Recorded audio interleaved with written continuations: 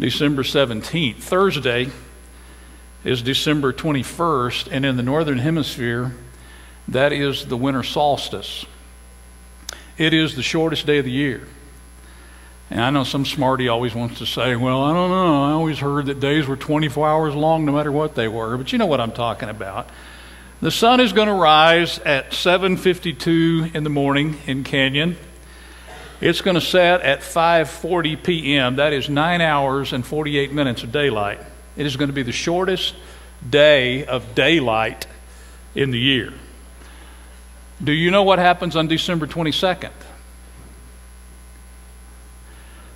Well, the sun rises at 7:52 a.m. and it sets at 5:41 p.m., which looks like a minute, but actually is only a few seconds. But nevertheless, there is a longer day on the 22nd than on the 21st.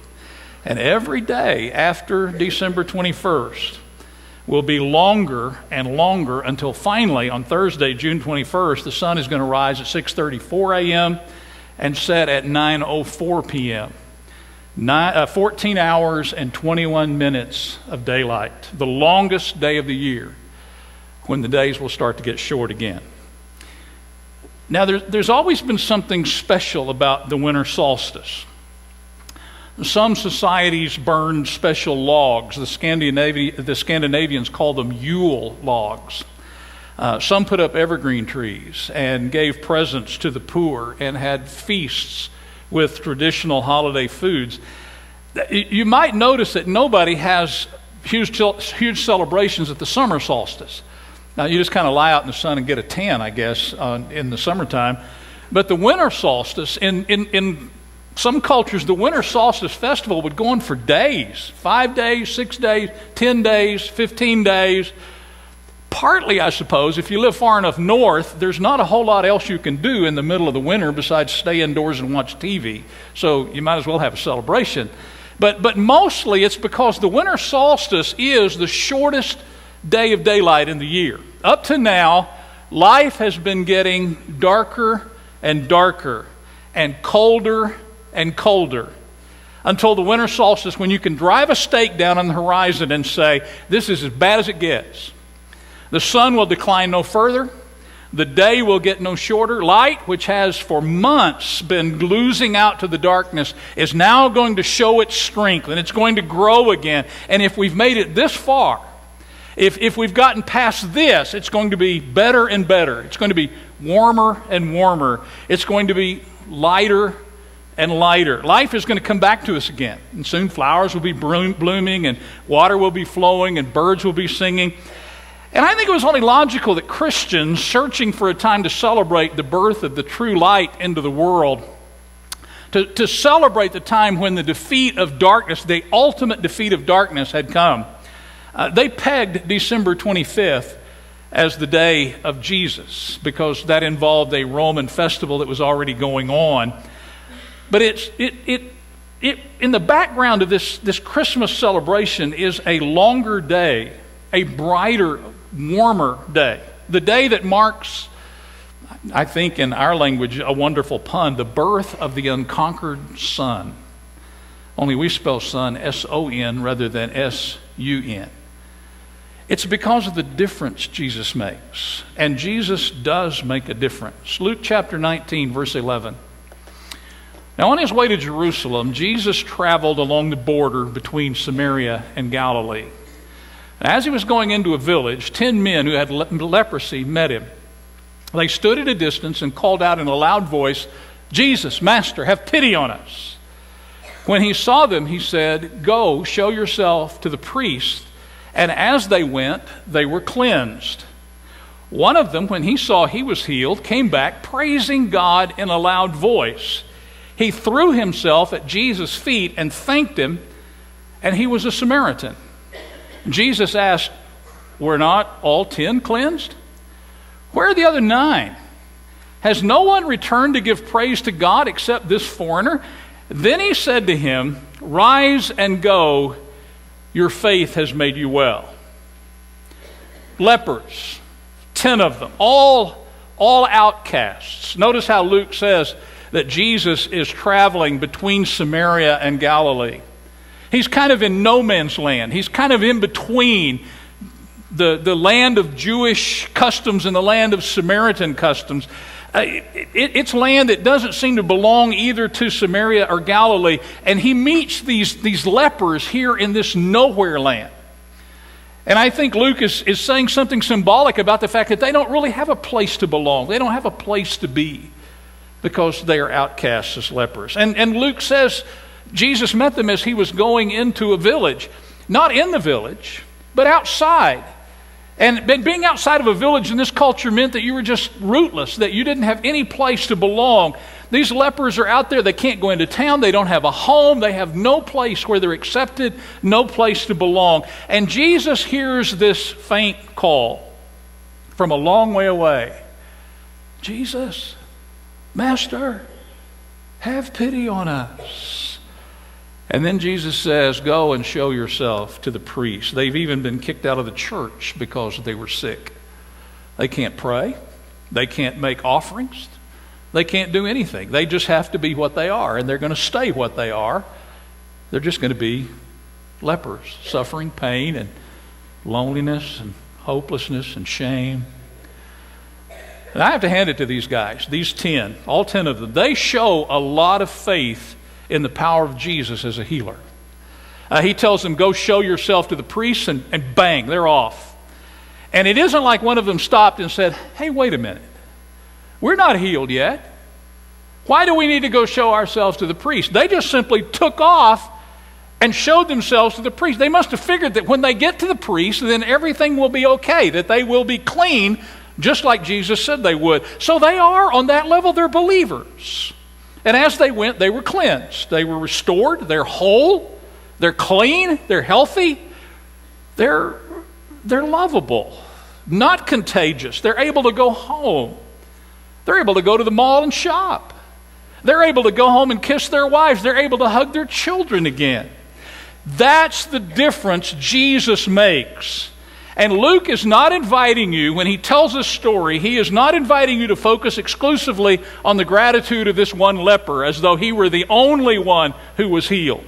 As though the point of this episode is, where are the 9? Where are the 9? Where are the 9? Instead, he is inviting us to marvel at the amazing power of Jesus to transform even the lives of lepers. Probably the most incurable, the most helpless and hopeless people that you can possibly imagine. Notice how the thankful leper, in the beginning, standing way off, calling faintly, Jesus, Master, have pity on us. Now he comes right up and he throws himself at Jesus' feet, no longer shamed, no longer shunned, no longer alienated. But now he is a new man. And Luke is telling us where Jesus is, there is life. There is hope. There is real, deep, significant, miraculous change. Now, if Luke is wanting us to really focus on the 9 lepers and give them a second glance, he is not really inviting us to criticize and be outraged about some sort of ungratefulness on their part, but to maybe to marvel at why they didn't return to thank Jesus. Wow, such an amazing thing happened. I would think that they would have been right there at the feet of Jesus, shouting and praising and glorifying him, worshiping him. I mean, here is somebody God listens to. Here is someone who is more powerful than leprosy. Here is someone who cares. Oh, yes, he cares. But even better than that, he can do something about it.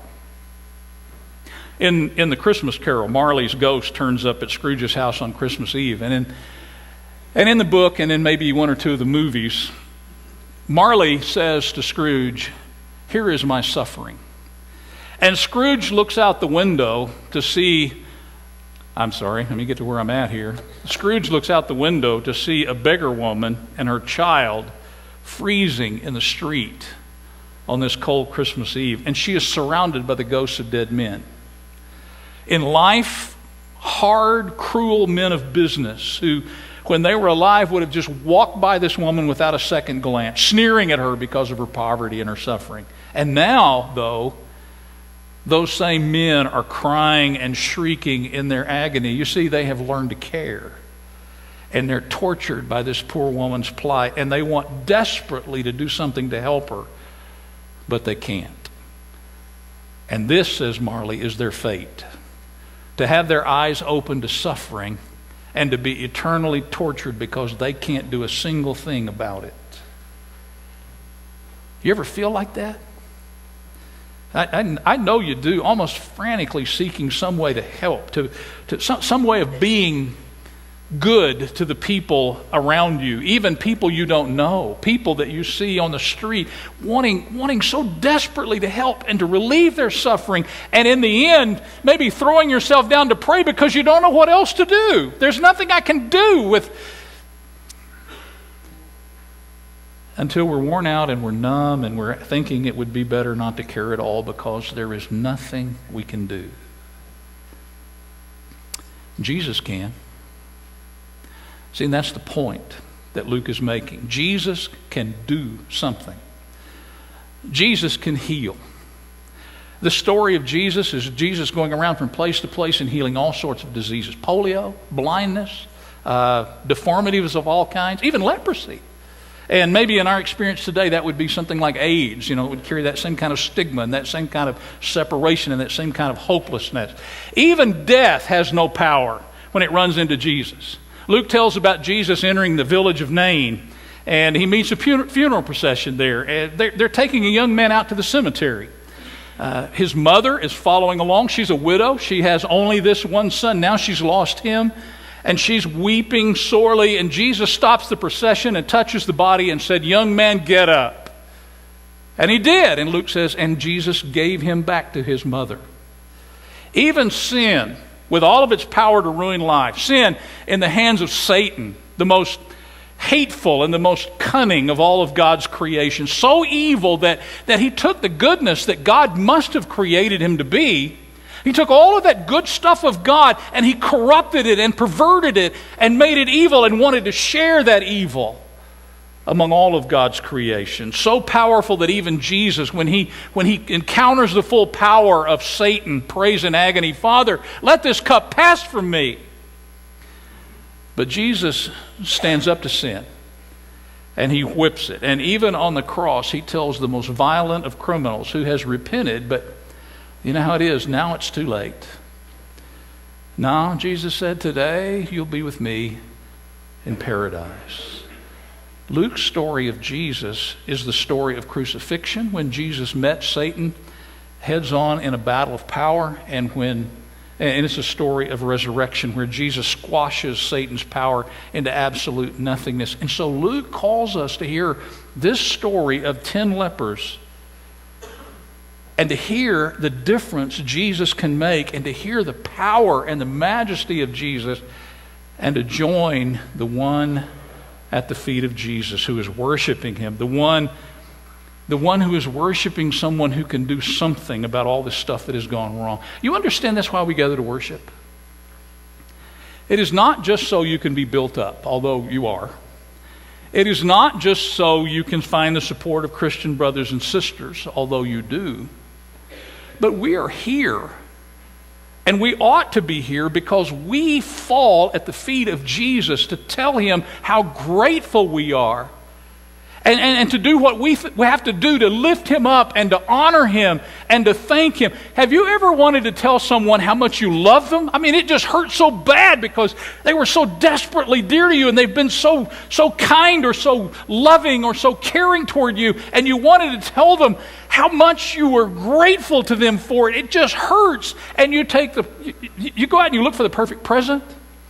Or you look for the card, that will say exactly the right thing, and you just keep throwing cards in the aisle because none of them seems to say exactly what you want said. And you cook the best dish you know how to cook, or the best dessert you know how to cook, and you invite them to eat those things, and you buy her things, valuable things, something you can't actually afford, and you do special things and show kindness and respect and tenderness, caresses, and the words, and still you don't think that you've done what you wanted to do. And so you keep on searching and keep on trying to say it and keep on trying to put it in words and deeds, and you just keep saying over and over, "I'm so grateful for you. I'm so happy you make me feel so," and you have no words to fill in the blanks. And so you just keep on doing that, looking almost foolish, but hoping that one day you can get it right, and they will know that you're serious and you really, really, really, really, really, really are thankful. And hey, isn't that what this is all about? Jesus said to the grateful leper, "Rise and go. Your faith has saved you." Now I know the NIV has tamed that down quite a bit too. It doesn't really even fit in the story the way that the NIV has translated that, your faith has made you well. What Jesus actually says is this: rise and go, your faith has saved you. He says to the healed leper, you get it, don't you? You know who I am.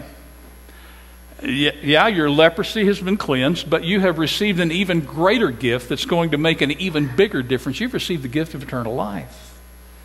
I think we sort of get it backwards sometime. We get this wonderful gift of healing, perhaps, or of prosperity, or of acceptance, or that mysterious thing that we kind of call getting it all together. And we think that the first thing we're going to do is, the first thing that we're supposed to do is to go out and use it and enjoy it. I mean, that's what it was given to us for, was to enjoy. You know, I don't think that the lepers were ungrateful or unfaithful or evil or sinful or anything. They had been healed. And they wanted to use their healing. I figure probably one went home and kissed his wife for the first time in a long time. I figured another one went to his little girl's soccer game because now he can be in a crowd and he can enjoy his family again. I figure one of them went to work for the first time in years and he was glad to be able to earn a living again. Perhaps went to a party, just rubbing shoulders with all of those folks at the party just because he could. I think they were grateful for the gift that they had received. They had gotten their lives back, and so the right thing to do is to make the most of it, right? Well, maybe not.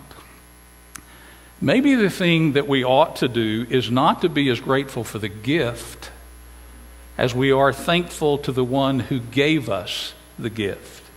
One of those situations where the gift is so significant, so life-saving, so life-changing that we want to spend the rest of our lives trying to say thank you in just the right way. And that's what this story is about. If you are grateful to Jesus, sing like you are. If you are grateful to Jesus, pray. Not simply to receive. Lord, I have this long list, and here I am sitting on your lap, tugging at your beard. Would you please give me this on Christmas morning? But rather to glorify His name and to tell Him, put it in words, how much it matters, how much He matters, how much you care. If you're grateful to Jesus, serve. And let people know you're just simply trying to tell Jesus, thank you. Tell your story to the people you know, because Jesus has made this difference in your life, and you just can't keep quiet about it. You've got to tell the story over and over and over to whoever will listen, because it's such a wonderful, fabulous thing God has done for you. We're going to stand and sing the invitation song. If you need to come to Jesus, if you need to give your life to Christ this morning, confessing Him, being baptized, a public repentance, would you come while we're singing, please? Let's stand.